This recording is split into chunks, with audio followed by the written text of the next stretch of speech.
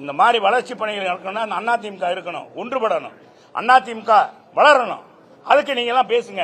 இதை விட்டுட்டு இதுக்கு ஏதோ ஒரு சின்ன சம்பவம் நடக்கும். ஒரு குடும்பத்தில் அண்ணன் தம்பிக்குள்ள எத்தனை பிரச்சனை வருது, ஆனா ஒன்னாயிராங்கல்ல. அதெல்லாம் ஆகும், ஒன்னும் நீ எதுவும் அதை பற்றி கவலைப்பட வேணாம்.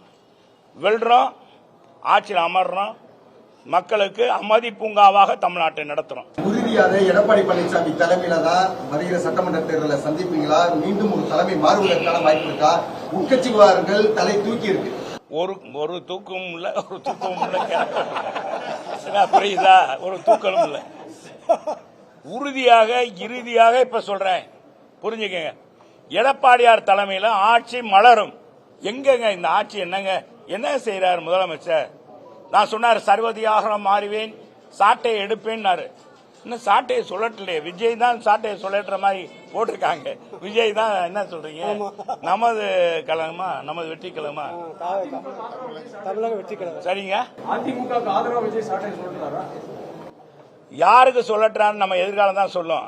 இப்ப நான் என்ன சொல்றேன், நம்ம முதலமைச்சர் 3 வருஷத்துக்கு முதல் நாள் சொன்னாரு, நான் யாராக இருந்தாலும் என் கட்சிக்காரர்கள் நிர்வாகியா இருந்தாலும் சாட்டையை சுழற்றுவேன்னு சொன்னார்.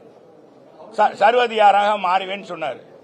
மாறினாலேயே இன்னைக்கு நான் கேட்கிறேன், செங்கோட்டை அண்ணே எங்களுடைய மூத்த சகோதரர், கழக அமைப்பு செயலாளர், மாவட்ட செயலாளர், அம்மா காலம் தலைவர் காலத்திலிருந்து இருக்கிறவர், அவர் காவல்துறை பாதுகாப்பு கேட்டாரா?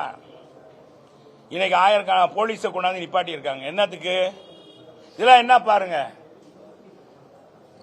இந்த ஆட்சி எப்படியெல்லாம் எங்க காவல்துறை பாதுகாப்பு கொடுக்கணுமோ அங்க கொடுக்கல. பாலியல் வன்கொடுமை நடக்குது, எல்லாம் நடக்குது. அங்க கொடுக்கல. சட்ட ஒழுங்குக்கு பாதுகாப்பு கொடுக்கல. கேட்காத ஒருத்தருக்கு போய் நீங்க போலீஸ் பாதுகாப்பு கொடுக்கறது